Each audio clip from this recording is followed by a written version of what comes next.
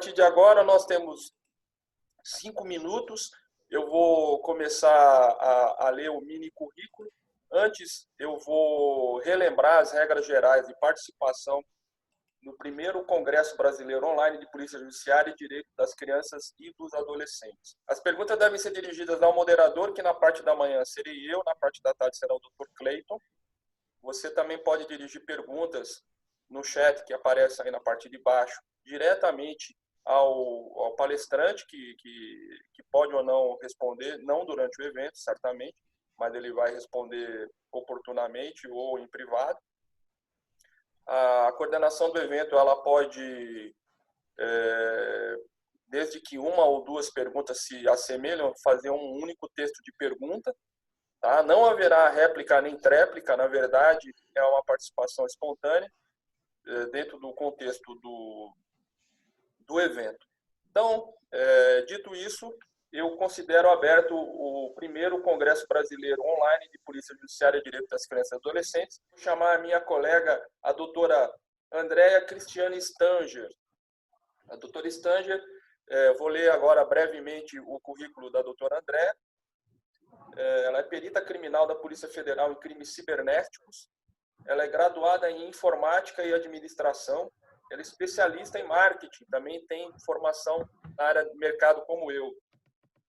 Especialista em marketing, administração pública e psicologia sexual, mestre em engenharia de produção, também tem um mestrado parecido com o meu, fiz mestrado no Instituto Mauá de Tecnologia, com ênfase em criminalística. Mestre em administração pública com ênfase em criminalística, doutora em engenharia de produção, professora de curso de pós-graduação na área forense da Blue EAD, pesquisadora e tutora da Academia Nacional de Polícia, ANP, em Brasília. E foi um sucesso a sua palestra no nosso primeiro seminário. Então, doutora, faça agora os seus 30 minutos, a palavra é sua. Muito obrigado mais uma vez. Bom dia a todos, muito obrigada, doutor Giovanni, doutor Cleiton, pelo convite. Sabe que é um prazer, pode me chamar sempre que eu estou à disposição, né? Hoje um pouquinho diferente, na outra palestra eu falei sobre essa questão da criança, do abusador.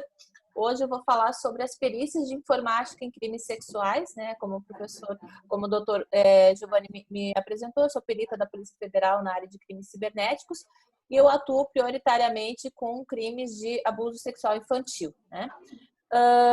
Eu montei a palestra da seguinte forma: eu vou falar sobre perícias de informática, violência contra criança e adolescente, se bem que a doutora Yasmin já fez uma linda explanação, né? Tá saindo um som de alguém aí.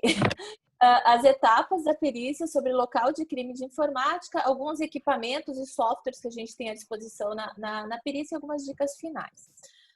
Para começo de conversa, né, a gente fala de perícias de informática, e aí isso é um mundo de coisas. A gente tem um local de crime de informática propriamente dito, eu posso ter exames em dispositivos de armazenamento, que pode ser um pendrive, um HD, videogame, né, enfim, qualquer dispositivo que armazene alguma informação. Os smartphones, que hoje é o grande volume, vamos dizer assim, que as pessoas utilizam muito mais do que computadores. Sites de internet, mensagens eletrônicas e etc. Que tipos de crimes de cibernéticos, que tipos de crimes que a gente tem, né? Desde fraude, pirataria, racismo, terrorismo, furto, espionagem, vários crimes dentro utilizando as tecnologias da informação, né? Até a questão que é aqui o foco do Congresso, que seria a questão do abuso infantil, né? Então, a doutora Yasmin comentou dessas questões de familiares, do crime real, né? E um problema que agrava com a tecnologia é que não tem fronteira, né? Então, assim, qualquer criança que esteja conectada é uma potencial vítima. Então, isso muda bastante o cenário. Outra questão é que, assim, eu não tenho dados estatísticos e eu até fiquei com vontade de fazer uma pesquisa nessa área, mas, assim, boa parte dos casos que eu fiz de abuso sexual infantil, a maioria eram meninos, né? Então, talvez tenha uma diferença estatística nisso, do abuso real com o abuso na internet, né? Uma questão boa de pesquisa aí para fazer, né? Os conceitos, eu acho que foram bastante clarificados pela doutora Yasmin na questão da pedofilia, né? Porque eu não uso esse termo, né? Para mim, por mais que foi debatido, é uma questão de parafilia, né? Mas para mim, a partir do momento que houve alguma ação, que houve algum tipo de abordagem da criança, mesmo que ela seja virtual, ele já saiu do desejo mental, que seria essa parafilia, e partiu para a execução. Então, assim, vocês não vão me ver falando de pedofilia, né? Outro termo que eu abomino é a pornografia infantil, né? Porque a pornografia me dá uma ideia de que há um consentimento, né? Então, também não vou usar esse termo. Como bem a doutora comentou, a violência sexual, ela se divide em abuso sexual e exploração sexual. E geralmente vocês vão ver nas minhas palestras que eu falo do abuso sexual, que se dá de várias formas. A exploração seria nessa linha de ter alguma coisa em troca, né? De uma questão mais de como se fosse uma prostituição mesmo, né? Então, entre os termos, eu evito usar pedofilia, pornografia, né? E geralmente eu trato como abuso sexual pela forma como ocorre. A violência contra a criança e o adolescente, né, ele pode ser um abuso físico, ele pode ser emocional, ele pode ser a negligência e pode ser o sexual. E aí ele acontece com contato ou sem contato, porque essa é a questão dos crimes sexuais pela internet, né? A pessoa consegue abusar de outra mesmo sem ter contato, né? Mesmo sem estar de posse da criança, né? Então, isso muda todo o cenário. A gente viu, não tem fronteira, eu posso pegar uma criança de qualquer estado, de qualquer país, desde que ela tenha conexão, e abusar dela, sem ter nunca encostado, né? A gente vai falar depois sobre algumas possibilidades disso, né? Formas que se tem de crimes aí sexuais, a questão do sexting, né? O tal do nudes, né? Ou o vazamento do nudes, a chantagem em cima de uma exposição, cyberbullying, né? O grooming, que é o aliciamento de crianças, e também os escravos virtuais. Isso tem vários casos, colegas delegados aí sabem disso, né? De abusadores que montam uma cadeia de escravos. Então, todo dia ele marca com uma criança diferente, né? E abusa dela à distância, faz ela se expor, faz ela assistir vídeos, faz ela abusar de uma outra criança, do irmãozinho, né? Então, assim, veja que a gente acabou com todas as fronteiras, né? É o fim, é o fim dos tempos, realmente, né? O uso da internet desses abusadores, eles usam para fins de manipulação das crianças, para o abuso sexual em si, para pornografia, e aí isso é uma coisa interessante que muitas vezes eu vejo nas perícias, que a gente vai tentando observar o comportamento do abusador, né?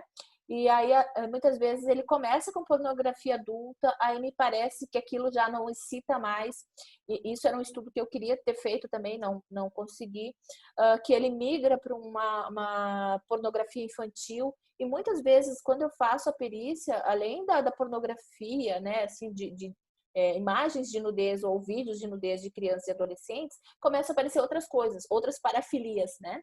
A gente vê necrofilia, zoofilia, né? Então eu acho assim que há algum distúrbio na questão sexual que aquilo já não excita mais. Então ele tem que procurar cada vez drogas mais pesadas, né? Como quem assiste filmes de terror, que assiste um dele quer procurar outros mais pesados, vamos dizer assim, né? Então, isso seria uma hipótese a ser estudada, tá? A questão de sedução é muito fácil, né? Porque eu tenho a internet, eu posso ser quem eu quiser, enfim, né? Chantagem, então, assim, muitos começam desta forma, eles conseguem alguma informação da criança, ou uma foto, e aí a partir daquilo cria uma teia que ela não consegue mais sair. Questão dos escravos virtuais que eu já comentei, né? A questão de sexo virtual também é possível pela internet, sem tocar ninguém, né? E, como eu comentei, a questão de abusar de outras crianças. Então, ele pode fazer com que a criança abuse de outra, né? O que é absurdo, tá? Plataformas que isso acontece, todas, né? Redes sociais de todas as formas, Facebook, Instagram, o que vocês imaginarem. Jogos que são os ambientes que as crianças estão, né? Então, já recebi várias denúncias, relatos de pessoas que vão jogar e lá tem um adulto infiltrado para tentar assediar crianças ou pedir fotos e assim por diante. Comunidades em geral, grupos de WhatsApp, grupos de Telegram, né? Então, a pessoa está lá só monitorando e prestando atenção e chamando no privado ou coisas assim. Chats dos mais diferentes e, assim, não tem limites para isso, né? Qualquer forma, qualquer possibilidade de interação, eu consigo fazer com que aconteça um ambiente favorável para esses crimes, né? O que leva esse abusador a utilizar a internet, né? Primeiro, a questão do anonimato, né? Eu posso ser quem eu quiser, eu posso ser uma criança, eu posso ser um adulto, eu posso ser um caçador sei lá, de talentos, eu posso ser um artista famoso, né? Então, assim, eu consigo ser quem eu quiser, né? Baixo risco, estou em casa, né? E aí, nessa época de pandemia, a situação é muito pior, né? Então, eu estou na minha casa, estou de pijama e estou assediando crianças, né? De boa, né? Vítimas potenciais. Olha a quantidade de crianças e adolescentes que têm acesso à tecnologia, né? E muitos pais deixam, né? Então, assim, é só sair procurando em grupos, né? A gente tem milhares de vítimas potenciais. Questão da impunidade. Muitos sabem que vai lá, não, mas se eu fizer assim, eu vou me livrar por conta disso. Eles são experts no direito, né? Tá? Um problema que foi comentado pela doutora Yasmin, que também eu concordo, é que, assim, muitos pais não sabem como agir, não sabem como monitorar esses filhos, não sabem como conduzir. Concordo que se eu sou pai, estou pagando as contas, né? Eu tenho direito a acesso às senhas, né?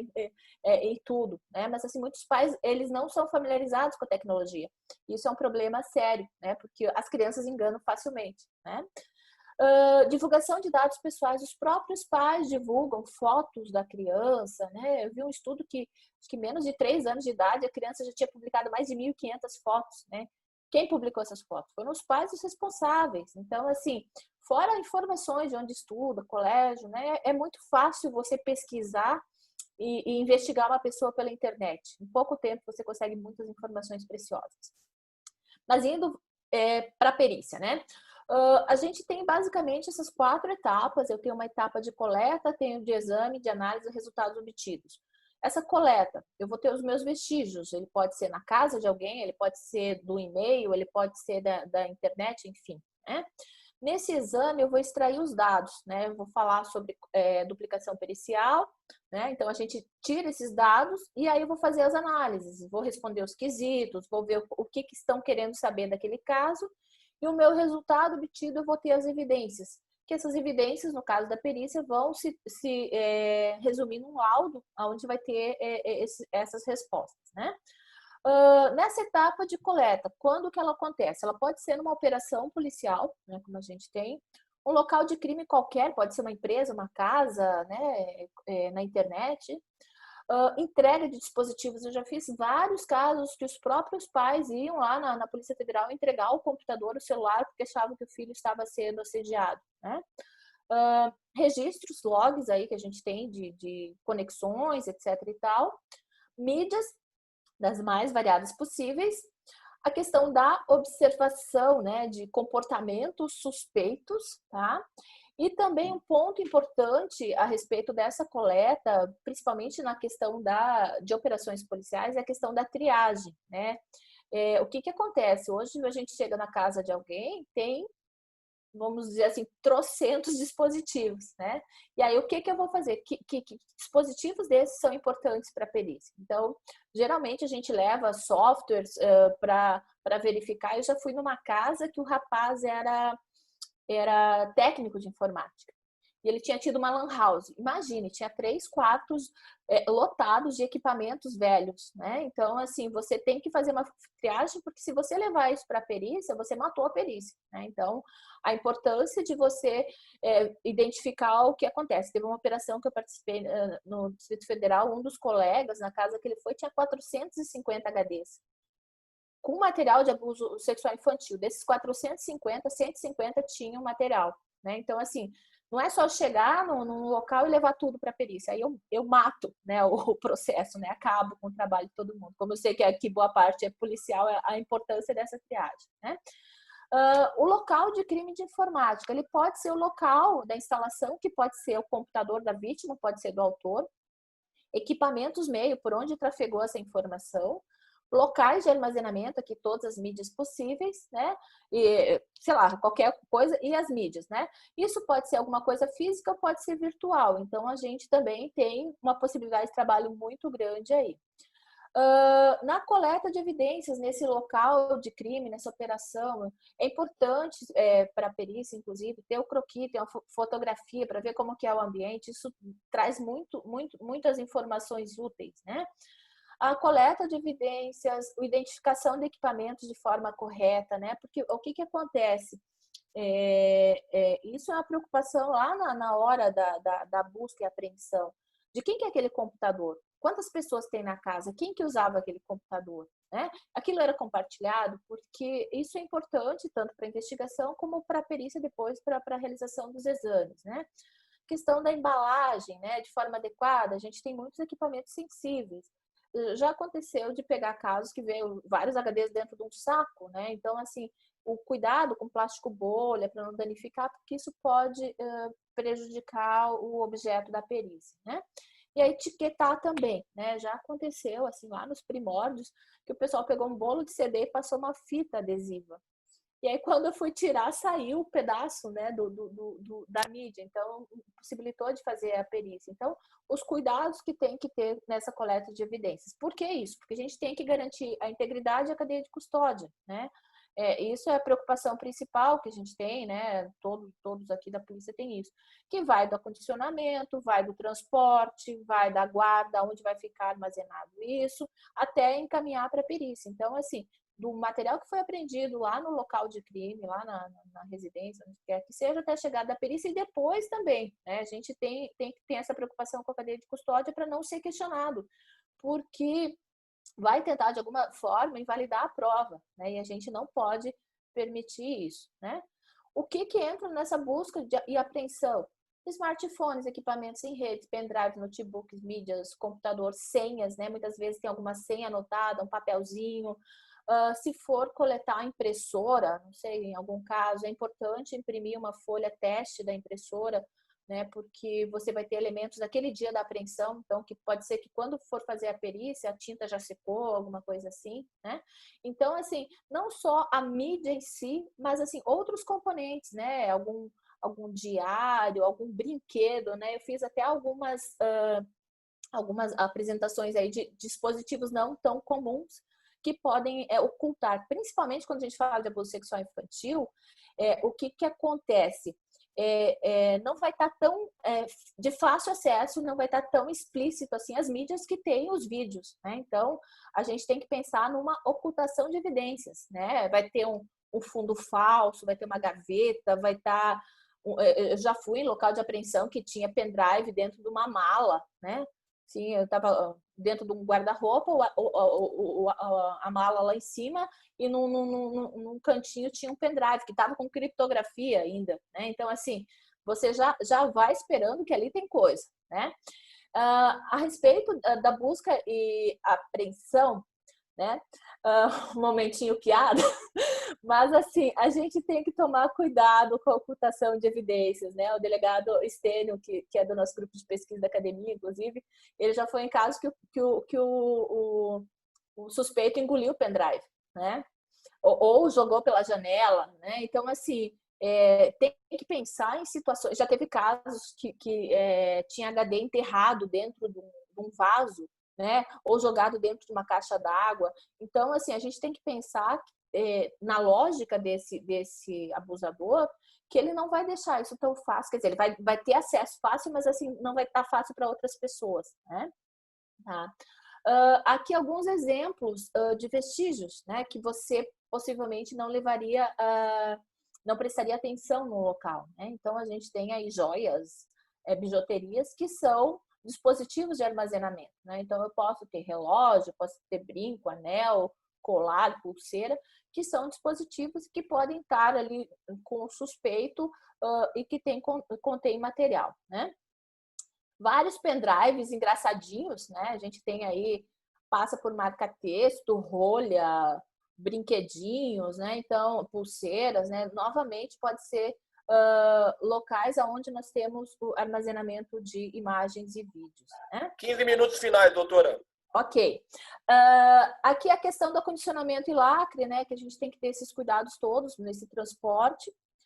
O que é o desvendar crime, né, para a perícia, né? A gente tem a materialidade, eu tenho imagens, tenho vídeos, eu tenho que descobrir a autoria, né, quem é que produziu aquele material, a questão da dinâmica, como foi feito. Então, isso é bem comum, você ter vídeos de abuso sexual infantil, onde você tem a materialidade, você tem o vídeo, você tem a dinâmica, você vê o adulto abusando da criança, mas você não sabe quem é a autoria. Então, o objetivo é descobrir isso, né? Os exames, isso é um diagrama do FAVA, que é um perito da Polícia Federal. Quando a gente apreende algum material, a gente preserva ele todo, né, a figura do iceberg. Eu vou extrair de forma mais rápida esses arquivos visíveis, mas eu consigo fazer análises em coisas que estão submersas. Arquivos apagados, sistemas, logs, uso de internet, arquivos ocultos, criptografados, fragmentos de arquivo. O que acontece? Quanto mais profundo esse iceberg, mais complexo é, mais vai me demandar tempo. Então, isso é uma preocupação que a gente tem que ter na hora de realizar a perícia. Dá para extrair tudo? Dá. A maioria das vezes dá, né? Mas, assim, quanto tempo eu tenho disponível para fazer isso? Realmente, eu tenho que ir num nível de profundidade muito grande, né? Essas são questões a serem discutidas. O que tenho nessas evidências, né? Tem imagem, tem vídeos, tem fragmentos. Eu já fiz perícia em computador que só tinha fragmentos, o cara tinha apagado tudo, né? Mas com os fragmentos eu consegui demonstrar o comportamento dele e o abuso, né, que ele cometia. Conversas, históricos de acesso, compartilhamento de programas peer-to-peer e assim por diante. A respeito do abusador, a gente tem que tentar entender qual é o perfil dele, né? Como que ele aborda, que tipo de criança, né? Eles têm preferências determinadas. A gente tem abusadores que têm um nível de sofisticação maior, que ele sai apagando, ocultando, colocando criptografia, senha, etc. e tal, mas a gente tem outros que não, né? Se ele participa de comunidades, como que ele compartilha materiais, né? Quanto aos procedimentos periciais, eles têm que ser válidos e confiáveis. Então, eu tenho que ter essa preocupação com a parte científica, né? De não utilizar métodos escusos, né? Eu tenho que utilizar softwares homologados, né? Tem que ter uma robustez tecnológica. Eu tenho que defender aquilo. E se eu precisar repetir a perícia, tem que dar o mesmo resultado. E tenho que garantir a integridade. Então, daquele material que foi coletado lá no local de crime, ao que chegou na perícia, ao que eu fiz a perícia, e que saiu daqui tem que ser o mesmo, para não ter questionamento, né? A tal da cadeia de custódia. Para isso, eu coloquei aqui algumas fotos só de equipamentos que a gente tem, né? De Cellebrite para celular, o Tableau para duplicação pericial, enfim, né? São fotos da internet, tá?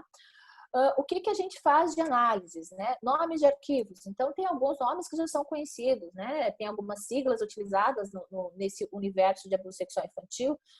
Sei lá, menininha, não sei o que, né? Mas isso não basta, porque muitas vezes há ocultação disso, né? Então, o nome era menininhas, eu transformei para bolo, né?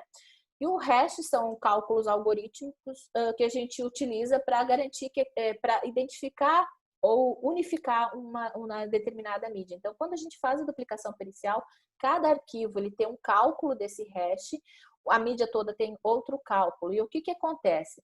Se tiver qualquer adulteração, acréscimo, exclusão, etc., esse hash já não vai ser mais o mesmo. Então, eu sei o que aconteceu, que houve algum tipo de coisa. E o hash, ele também é usado, a gente tem bases de hashes de arquivos que são conhecidos de abuso sexual infantil, que trafegam, e aí a gente consegue saber se aquele material já foi compartilhado outras vezes, né? Questão de senha, há programas para quebras de senhas, criptografia e fragmentos, como eu disse, é um ponto bem interessante, porque às vezes você não tem um arquivo todo e com base em pequenos fragmentos da percepção do perito, você consegue transformar aquilo numa prova. Isso aqui são alguns softwares de distribuição, né? FDTK, o Kane, o Incase, que é um software que a gente utiliza na Polícia Federal, agora não mais tanto, mas assim, ele tem basicamente a estrutura de arquivos, aqui ele tem os arquivos e aqui como ele está disposto no HD, né? Ele tem também um para quebrar senha, tem vários, né, para isso. A visualização, né, dos arquivos em hexadecimal e os fragmentos. O FTK Imager, esse é disponível, vocês podem baixar, ele inclusive serve para você recuperar algum dado apagado, alguma coisa assim, né? Ele também vai te dar a árvore, vai te dar os thumbnails, que são essas fotos pequenas, né? Então, ele é um software gratuito que muitas vezes eu já usei, inclusive, para recuperar arquivos apagados de pendrive, que foi sem querer e tal. Então, é uma ferramenta bem tranquila de usar, tá? Tá aqui. O FTK em si, ele tem aqui, então, ele vai fazer um rastreamento em todo o HD, com os fragmentos daquilo que eu falei, eu posso separar por assuntos, etc e tal, e aqui eu tenho a figura pequena e aqui ela grande, tá? Se, inclusive, ela tiver corrompida, eu consigo ver partes dela, e eu já fiz perícia nisso, né? Só tinha fragmentos, mas era visível que eram imagens de abuso, né? Então, é possível sim. Seria naquele nível de profundidade maior lá do iceberg, né? O IPED, que foi uma ferramenta desenvolvida pelos colegas da Polícia Federal, que é o que a gente está usando mais hoje em dia, que também segue nessa mesma linha de ferramenta forense. O NuDetect também foi uma ferramenta criada pelos colegas. Depois eu coloco o link de uma reportagem, eu ia passar, mas não vai dar tempo. Tá? Que ele faz detecção de imagens no ambiente por nudez, né? Então ele vê o que tem mais na foto, cor de pele, e aí ele identifica, né? Esse aqui é o desenvolvedor, são 2 colegas da polícia, né? E tá para acabar, né? Que eu sei que já meu tempo está acabando. O que é importante nessa questão pericial de casos de abuso sexual infantil, né? Bom, para qualquer tipo de perícia, cadeia de custódia, né? A gente tem que várias pessoas podem manipular. Isso pode afetar os vestígios, tem que tomar cuidado com extraviar algum tipo de mídia, tem que ter esse cuidado. Eu já fui em operações que quando eu vi o pendrive já não estava mais ali, o cara tentou pegar, esconder, né? Então tem que tomar cuidado com isso, tá? Para garantir que aquilo que saiu do local é o que chegou na perícia e é o que vai sair dali para frente, né? Outro ponto importantíssimo, sei que tem muitos delegados assistindo, é a questão dos quesitos, né? Quanto mais específico, mais fácil, melhor é a construção do laudo, né? É importante ter atenção nisso. Eu sei que muitas vezes dá um Ctrl+C, Ctrl+V e aí dificulta muito a perícia, né? Então, assim, esses quesitos é o que vão orientar a perícia. Tem que tomar cuidado também com quesitos, assim, parece ser criança, né? Poxa vida, é difícil responder uma coisa dessa, né? Então, assim, quanto mais eu conseguir ter perguntas objetivas, melhor, porque isso pode emperrar uma perícia, pode demorar muito tempo, né? Quantidade de quesitos também, né? Às vezes, se você conseguir elaborar 3 quesitos, é melhor do que elaborar uns 15, porque se elaborar 15, eu vou ter que responder, fazer exames para 15 e talvez não chegue no resultado, né? Tá? E isso impacta, porque assim, a questão do tempo e da velocidade da resolução. Então, assim, o que eu quero saber com esse caso, né? Eu acho assim que a arte de perguntar, ela é fantástica, né? Eu já tive situações assim que vieram, sei lá, acho que 15, 18 quesitos, eu fui lá, conversei com o delegado, falei, o que você está querendo aqui? Ah, tá, isso. Falei, então, pergunta de outra forma, porque senão a resposta que eu vou te dar não vai ajudar nada, né? Então, essa preocupação tem que ter. Para finalizar, né, eu acho que assim, as dificuldades que a gente tem na perícia desses crimes, a questão da demanda é muito grande, né? A gente tem cada operação vem muita coisa, quantidade de dispositivos, por isso que é importante essa triagem, né, no local de crime, porque às vezes não adianta eu pegar, já peguei CPU de computador que não tinha nem HD dentro, né, e foi para perícia. Né? Então, assim, esse cuidado, porque às vezes o pessoal está na pressa de ir embora, tal, e sai pegando tudo que tem. Ou um caso traumático, né? O pessoal foi lá e pegou todos os CDs que tinha na casa, inclusive uns 100 do Roberto Carlos, que eram CDs originais, né? Então, caramba, sabe? Eu vou ter que escrever aquilo, vou perder tempo, né? Porque a gente tirava foto de cada CD para colocar no laudo. Imagina, né? Questão do tempo é uma pressão muito grande, né? Então, se eu estou atolada de trabalho, eu não consigo dar vazão. Uma outra questão é a atualização que o perito tem que ter, a questão de realizar pesquisas, porque a todo momento a gente tem novas tecnologias, né? eu digo que a gente está sempre correndo atrás dos nossos clientes, né? Eles inventam uma forma nova, eles vão para a Deep Web, eles incrementam o seu modus operandi e a gente tem que correr atrás para aprender como que eles utilizam isso, né?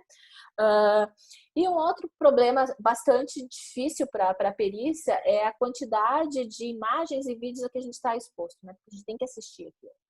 E não é uma coisa nada fácil, né? Então, até no meu segundo mestrado, eu fiz justamente sobre os riscos que tem na atividade pericial, e esse foi o ponto principal no caso dos peritos, que é a dificuldade de você ficar vendo aquelas imagens e vídeos. Você não consegue desver mais, né? Então, muitos têm pesadelos, e isso afeta bastante a vida. Minutos finais, doutora. Pronto, já acabei. Bom, eu só queria deixar aqui o meu Instagram, né? Para se vocês quiserem me seguir, é um prazer. Tenho da pós também, que a gente tem cursos na área forense, a gente tem de crimes cibernéticos, tem de áudio e vídeo, documentoscopia, de ciências forenses. E é isso. Muitíssimo obrigada pelo convite, né? Mais uma vez, agradecer ao doutor Giovanni e ao doutor Cleito pelo convite. Estou à disposição para as perguntas. Cronometrado, hein? Nossa, parabéns. Eu queria só fazer alguns registros. Eu aprendi muito na Polícia Federal. Enfim, a gente aprende todos os dias. Mas eu me lembro das vezes em que eu segui em operações policiais de combate à pedofilia com a presença de colegas peritos, como a gente aprende, inclusive, como fazer a busca, como fazer a melhor busca, a busca mais eficiente, mais eficaz. Esse congresso, ele não é só para policiais, mas ele também fala para policiais. Isso é importante. Fazendo um paralelo, eu participei da última operação das fake news, a famosa operação.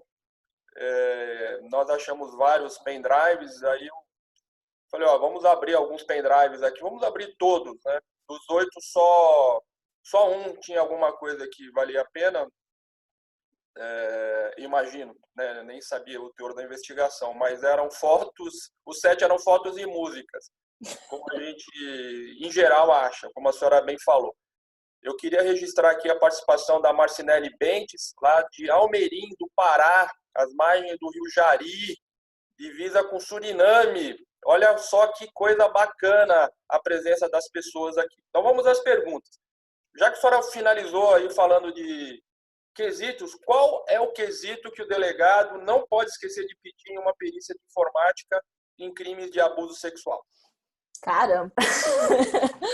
Que é possível definir, né? É difícil, né? Porque, assim, geralmente ela vai ser questões, se encontrou na mídia alguma coisa, né? E aí, assim, quesitos assim, vou tentar lembrar há no material apreendido cenas de pornografia infantil, né? Isso eu odeio, né? Me pergunta se tem imagens de crianças, tem vídeos onde aparecem indivíduos que se assemelham a crianças, tal, porque assim o perito ele tem que ficar no científico, né? Eu não posso ficar falando de coisas eu acho, né? Então assim tem que ser coisas objetivas. Na verdade, geralmente essas perícias de abuso sexual infantil elas vão envolver imagens e vídeos, né? E aí depende. Então, assim, eu tenho casos que já se sabe na investigação que o abusador ele tenta, ele esconde isso na nuvem. Então, assim, os quesitos eles têm que ser direcionados. Se encontrei, se tem softwares para apagar coisas, né? Para fazer limpeza em disco. Então, assim, para mostrar o comportamento, porque também o que acontece? Todo mundo aqui, se pegar o celular de qualquer uma das pessoas, possivelmente vai encontrar pornografia, né? Porque os grupos que vocês participam, né? Sim, inclusive das mulheres, né? Vai aparecer fotos e vídeos. Mas a questão é o comportamento, porque não é uma foto ou vídeo, né? Porque, assim, geralmente esses abusadores, eles têm catalogado, né? Muitas vezes por idade, por sexo da criança, né? Então, você tem que trabalhar com quesitos que mostrem que ele é um consumidor habitual daquele material, que ele participa de comunidades, né? Então, assim, para ter robustez na prova, porque se você falar assim, tem vídeo? Tem. E aí, comprova que ele é abusador, né? Não, mas ele participa de comunidade, ele faz backup, ele tem, né? Então, tem que ser inteligente na hora de fazer os quesitos, né? Porque, às vezes, o advogado, o cara queima o teu processo por conta de um quesito que não foi muito bem estudado, né? Eu acho que seria nessa linha. Dá para falar o dia inteiro sobre isso. Deu até um calor agora, só falar que pegar o telefone aí e baixar pornografia. No meu não tem, pelo amor de Deus. Esses grupos de homens sempre tem coisa. Imagina, não tem nada. O meu é só receita. O meu é só de receita. O meu são coisas de culinária. Bom, vamos Pode lá. mandar as receitas. Eu não vou conseguir fazer a junção, mas a pergunta ela é muito parecida, ou as perguntas são muito parecidas. Vindo aqui Depois eu respondo no chat aí também. A hora que eu terminar aqui, eu posso responder também no chat aí. Ótimo. Então, assim, ó, o pessoal está perguntando quais as observações a serem feitas na busca e apreensão de crimes sexuais e que critérios devem ser utilizados na triagem, enfim, todas muito parecidas, né? Principalmente no cumprimento. É uma coisa que eu me preocupo bastante e os colegas também estão se preocupando. Eu sei que o que for possível falar em termos de dica, tá? Só for rápida, dá para fazer mais uma. Tá, joia. É porque a questão, assim, geralmente quando tem operações, pelo menos lá em Brasília, aqui tem a preocupação de levar o perito junto, né? A gente tem muitos colegas, agentes, escrivães que são formados na área de TI também, a gente tem delegados com profundo conhecimento, mas geralmente leva o perito para tentar ajudar nessa triagem. Então, nesse espaço, como eu falei, você tem que tentar identificar coisas que sejam relevantes, como o senhor bem comentou. Levar 10 pendrives de música só vai emperrar o trabalho da perícia, né? Então, esse momento da busca e apreensão ele é muito importante para filtrar e levar. Que materiais a gente usa, por exemplo, o NuDetect? Ele faz uma varredura rápida e ele me mostra se tem imagens e vídeos ali de cenas de nudez. Então, de forma rapidinha eu consigo ver o que tem e falar, bom, esse material tem coisa, eu vou levar para a perícia para analisar com calma, né? Eu tenho outras ferramentas que eu posso levar para o local também para identificar se tem material ali. Então, a triagem é nesse sentido. Que material que é? Depende do tipo do caso. Eu já fiz um que era não tinha mais nada no computador.